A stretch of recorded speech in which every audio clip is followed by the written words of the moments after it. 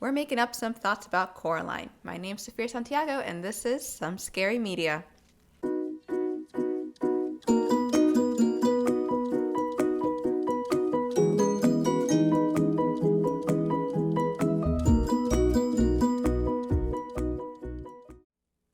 This 2009 hit was distributed by Focus Features. It's a dark fantasy film based off of the Neil Gaiman book by the same name.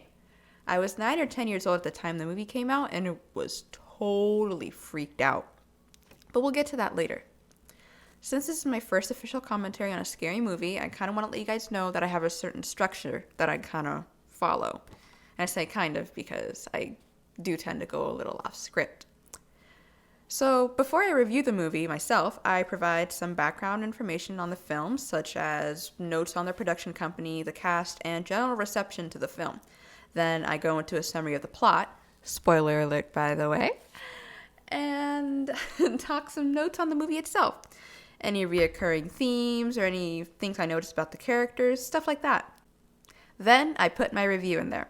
So if you're just now joining our little podcast and missed the first episode, I have 5 qualities of horror that I use to review each film. I have imagery or the visual, graphic content, manner of scaring, the bad guy, and the lasting impression. Then I'm going to finish it off with a thanks to my Patreon supporters. Please join my Patreon. Then that's it. Feel free to join the discussion boards about your thoughts on the podcast or other topics that we address on our website. So, now that you know what you're going to be hearing, let's dive right in.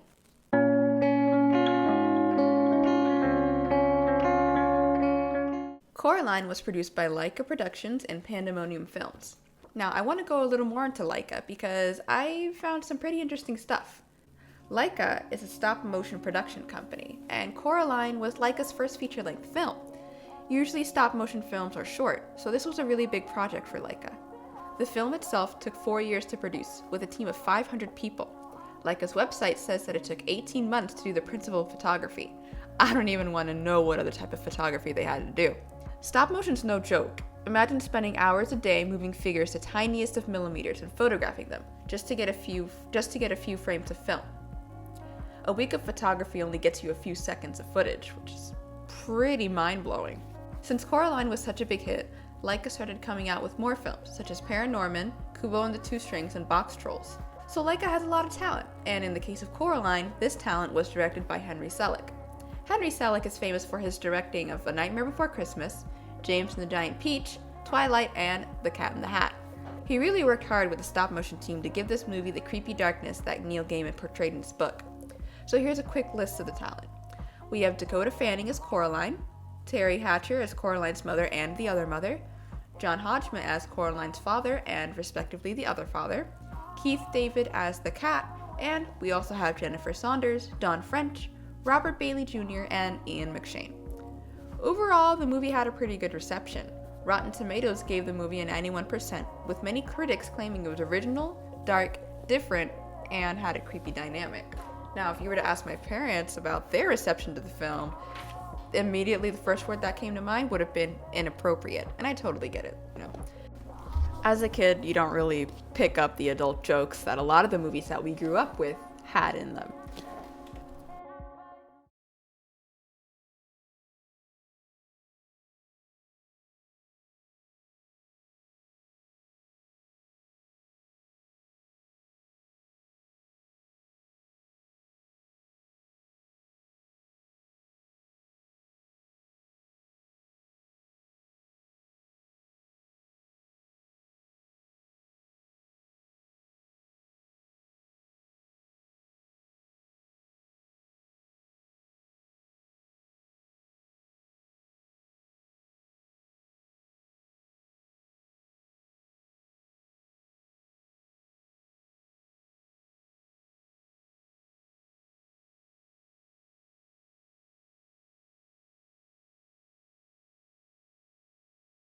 So let's get right into the plot of Coraline. It involves, of course, the main character, Coraline Jones, played by Dakota Fanning, who is not so happy about the recent move that her family had to take. Her mother and father decided to move their family from Michigan, Pontiac, Michigan, to be exact, to Washington in an apartment complex called the Pink Palace. Now, the Pink Palace was initially a really big house that the owner decided to split up and divide and rent out to families and such. The owner has a grandson by the name of Wyborn. His nickname is YB because he doesn't like to be called Wyborn, who bumps into Coraline as she's exploring the area around her. He scares her with his, I think it was an air horn, and his creepy mask, and she hits him with a stick. And apparently they're friends after that. However, she kind of bullies him because of his name, says, I think I know your parents called you Wyborn. Why were you born? Haha, that was so funny, I guess. And then she goes back to the house. Turns out the stick she was holding was poison oak, so her hands are now itchy. So when she returns to the house, she tells her mother about all the stuff that happened. And you can automatically tell that the mother is distracted. She's working on, I think it was gardening catalog, and just wants Coraline to leave her alone. But Coraline's mother did find a package for Coraline on the front porch, a doll that looks like her. Now, the person who dropped off the package was the boy she met earlier, YB, who said, I found this in my grandmother's attic. Kind of looks familiar, doesn't it? Of course, I don't know about you, but I would be a little freaked out if some guy gave me a doll that looked like me within hours of meeting me. Coraline, however, doesn't think much of it and decides to go exploring around the house per her father's demand, after annoying him too. First off, I just want to say Coraline is kind of annoying, but at the same time, her parents aren't giving her any attention. So it's kind of both faults between the awkward relationship that her and her parents have. So as she's exploring the house with the doll, she finds a doorway. It's like a little, I would have to say, 2-foot door that a small child can crawl through. And she immediately wants to know what's behind it. So she asks her mother, or begs really, to open the door. And once they open the door, they find that it's just a brick wall behind it. Automatically, she's disappointed. So there's that. Anyway, nighttime comes. She skipped out on dinner because she doesn't like her dinner. It's quite disgusting. And she wakes up in the middle of the night to the sound of squeaking mice. And those squeaking mice lead her to the doorway that once had a brick wall behind it. But once she reopened the door, she found a portal. When she walked through the portal, or crawled through in this case, she found her living room. Again, except the first thing she notices is there's a painting above the fireplace. And it is different from the painting of the fireplace in her real living room. Now, the painting was initially of a boy with dropped ice cream, and he wasn't very happy that his ice cream was dropped. But in this new living room, the boy was happy because he didn't drop his ice cream and was licking away quite happily at it. Way to go, little boy. The second thing she noticed was the smell of dinner wafting? I think the word is wafting through the house. Now, remember, she had skipped dinner, so she was probably starving. So she walks to the kitchen to find out what's cooking. And you know what she finds? Her mother. Except different. Her mother has buttons for eyes, oddly enough. Now that's pretty shocking. And when she goes to find her father, she finds that he also has buttons for eyes. Now, according to the mother with buttons for eyes, she is called the other mother, and he is called the other father. Or, well, the better father, as her other mother states. And they all sit down and have a nice, tasty dinner. They've got turkey and mashed potatoes, and I believe there was mango cream soda or mango milkshake. That's what it's called. All the things that Coraline loves, including a birthday cake that said, "Welcome home, Coraline." Apparently, they had been waiting for her for a long time. Now, I don't know about you, but if I was told that someone was waiting for me for a long time in a house that I just moved into, I would be a little weirded out. But hey, she's a little kid. What are you going to do? So, Coraline, she's a little weirded out. She decides that she's going to go back to sleep. This all has to be a dream, right? Now, the other mother noticed the injury or rash caused by the poison oak Coraline had touched earlier, and decides to give her some magic healing mud. She puts it on her hands, and then Coraline goes to sleep. She wakes up in her original bedroom, which is a lot more boring than the bedroom in the other world, and finds that the rash from the poison oak was gone. She goes downstairs to try and open the door and finds that the portal is not there. It's just a brick wall. Now, Coraline goes back to the world 2 other times until she realizes things might be going a little downhill. In exchange for her being able to stay in the other world and continue to be happy, the other mother asks that she sews buttons into her eyes so she can stay with them forever. Of course, Coraline's freaked out and says she needs time to think about it and decides, I'm just going to drift off to sleep and go back home. But it doesn't seem to be that easy. When she wakes up the next morning, she's still in the other world and realizes that she can't leave. Now, the rest of the movie, I'm just going to rush right through it. She defeats the bad guy, who's the other mother, who quite honestly didn't really love her and was just hungry. And she saves her parents, who were kidnapped by the other mother.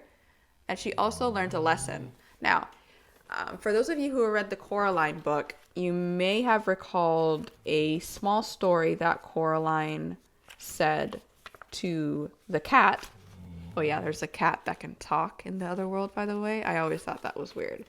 And this is going to be a direct quote from the book. So we have Coraline and her father. Coraline was a little girl. She said, "When I was a little girl," said Coraline to the cat, "when we lived in our old house a long, long time ago, my dad took me for a walk on the wasteland between our houses and the shops. It wasn't the best place to go for a walk, really. There were all these things that people had thrown away back there. Old cookers and broken dishes, and dolls with no arms and no legs, and empty cans and broken bottles. Mum and Dad made me promise not to go exploring back there, because there were too many sharp things, and tetanus and such. But I kept telling them I wanted to explore it. So one day, my dad put on his big brown boots and his gloves, and put my boots on me and my jeans and sweater, and we went for a walk. We must have walked for about 20 minutes. We went down this hill to the bottom of a gully where a stream was, when my dad suddenly said to me, 'Coraline, run away, up the hill, now.' He said it in a tight sort of way, urgently, so I did. I ran away up the hill. Something hurt me on the back of my arm as I ran, but I kept running. As I got to the top of the hill, I heard somebody thundering up the hill behind me. It was my dad, charging like a rhino. When he reached me, he picked me up in his arms, and he swept me over the edge of the hill. And then we stopped, and we puffed and we panted, and we looked back down the gully. The air was alive with yellow wasps. We must have stepped on a wasp's nest in a rotten branch as we walked, and while I was running up the hill, my dad stayed and got stung to give me time to run away. His glasses had fallen off when he ran. I only had the 1 sting on the back of my arm. He had 39 stings all over him. We counted later in the bath. So later that afternoon, my dad went back again to the wasteland to get his glasses back. He said if he left it another day, he wouldn't be able to remember where they'd fallen. And soon he got home, wearing his glasses. He said that he wasn't scared, and when he was standing there and the wasps were stinging him and hurting him, and he was watching me run away, because he knew he had to give me enough time to run, or the wasps would have come back, or the wasps would have come after both of us. Blech. And he said that wasn't brave of him doing that, just standing there and being stung. It wasn't brave because he wasn't scared. It was the only thing he could do. But going back again to get his glasses when he knew the wasps were there, when he was really scared, that was brave. "And why was that?" asked the cat, although it seemed barely interested. "Because," she said, "when you're scared but you still do it anyway, that's brave." So the overall theme of Coraline, of course, is bravery. She knows that if she goes back to the other world to save her parents, the beldam could sew buttons into her eyes, or worse, kill her. But knowing that, she knows that she also has to save her parents, which is a really big display of bravery that Coraline shows. I also think that it's a pretty good lesson for children. Of course, not to go into dangerous situations without adult help, but to always be brave even when you're scared, because bravery and being scared they really aren't that related. You can be brave, but you can also be scared. So I took some production notes. One was about Coraline's character. She's a little bit of a brat and complains for a majority of the movie. But she was also very easy to be manipulated by the other mother. And she was also bully. She also bullies the only person who wanted to be her friend. And she also throws a cat. And we can't forgive her for that.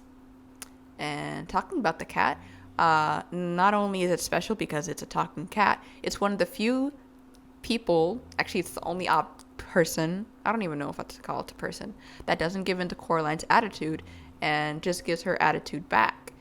But eventually he comes to respect her. Another thing that I wanted to talk about was the chase scene in the other mother's living room. Apparently it scared a few adults, and I remember being scared of that scene as a kid. I kind of never wanted to walk into a living room again, scared that a big spider humanoid figure was going to turn my living room into a giant spider's web and try to kill me. But, now that something else was the soundtrack. That was pretty bomb. It was childlike and mysterious. We also have the Other Father song, which a lot of people see as a warning to Coraline. Now, the lyrics, let me just pull them up here really quick. And I believe it goes, making up a song about Coraline. She's a peach, she's a doll, she's a pal of mine. She's as cute as a button in the eyes of everyone who ever laid their eyes on Coraline. When she comes around exploring, Mom and I will never ever make it boring. Our eyes will be on Coraline. So there are some suggestions in the song, such as she's a peach, she's a doll, she's a pal of mine. So she's a peach. What do you do with peaches? You eat them. And what does the other mother want to do to Coraline? She wants to eat her. She's a doll. There's the doll Coraline that's in the movie. And she's a pal of mine. In the end of the movie, the other father helps Coraline with her task by saving her and trying to make sure that the other mother doesn't get to eat her. Now, she's as cute as a button in the eyes. That's pretty obvious. The other mother wants to sew buttons in Coraline's eyes.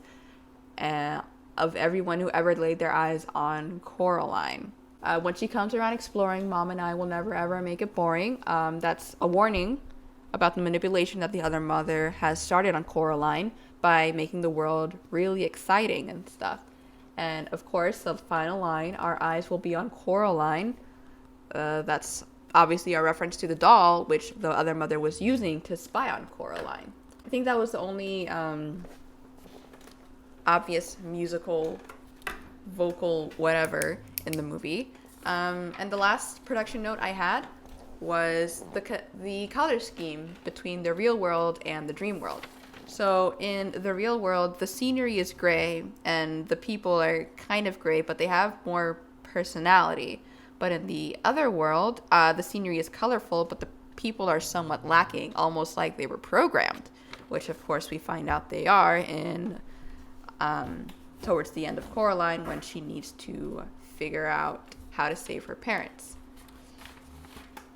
Not to mention, the mice are in on the movie, so obviously the other mother has her own little drones that she uses to lure the children that she wants to eat into her world.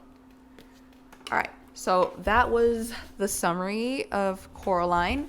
Right now we're going to take a quick little break, and then we'll come back and I'll give you guys my review. Hey horror fans, Safir here. Now, I know people don't like ads, but just hear me out. This podcast was initially a school project for a web development course, but I decided to expand on it and make it a personal project. That means more time was invested into it. In order to make content, I also needed to invest a little money. That's where you guys come in. With a minimum of $5 a month, you can help me publish more podcasts and all type of content, like video game reviews and sub-series, like the one on psychopaths and serial killers that I have in the works. Your support helps me launch those projects. Check out our Patreon page for more information. That's patreon.com/somescarymedia. Thanks for your support, and now back to our podcast. Welcome back to Some Scary Media. This is a section of the podcast where I go into a review of the movie. Now, since this episode is mainly about just one movie in particular, I'm just going to give an overall personal reflection. I'm not going to really follow the qualities of horror all that much. So, when I first watched the movie, I was pretty young, about 9 or 10 years old, and this movie was a little scary for me. The Beldam, which is the other identity of the other mother, was, a really, really big introduction to arachnophobia.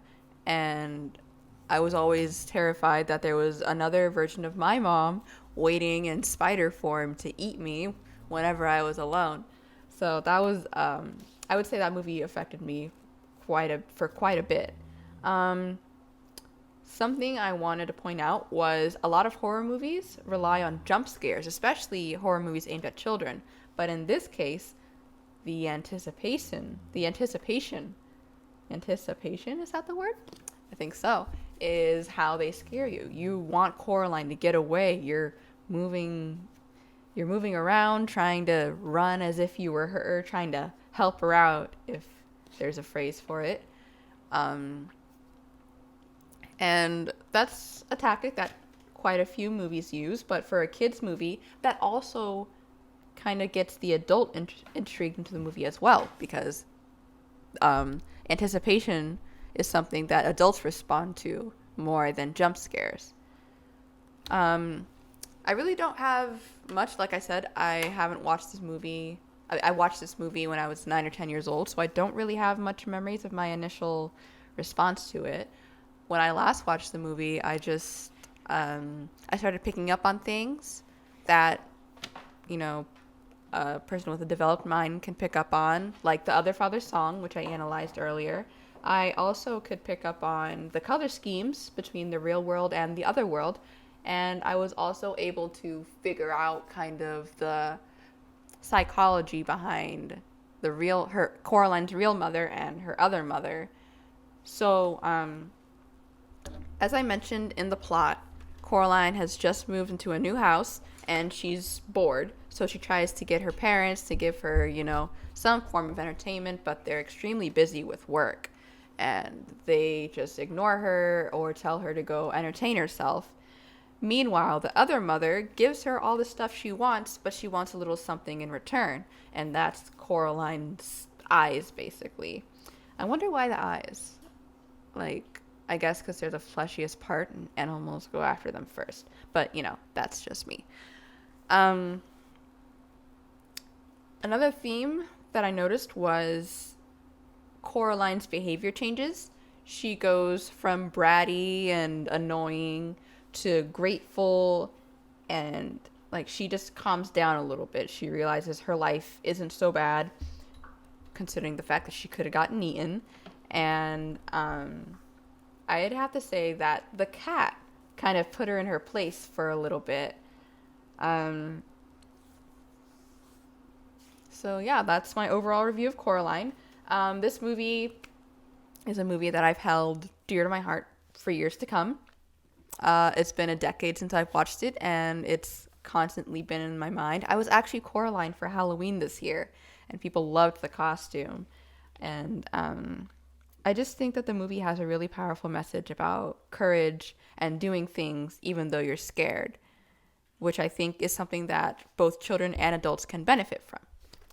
So I think that marks the end of this episode. But before I end it, I just want to ask one simple question. Was it some scary media? Through the minds of a 9-year-old, I would say yes. But what do you guys say? Leave your comments below in, I guess, this YouTube video, or go straight to our discussion boards and discuss with other fans about what you thought of the movie. This is Safir Santiago with Some Scary Media, and I'll see you guys in the next episode.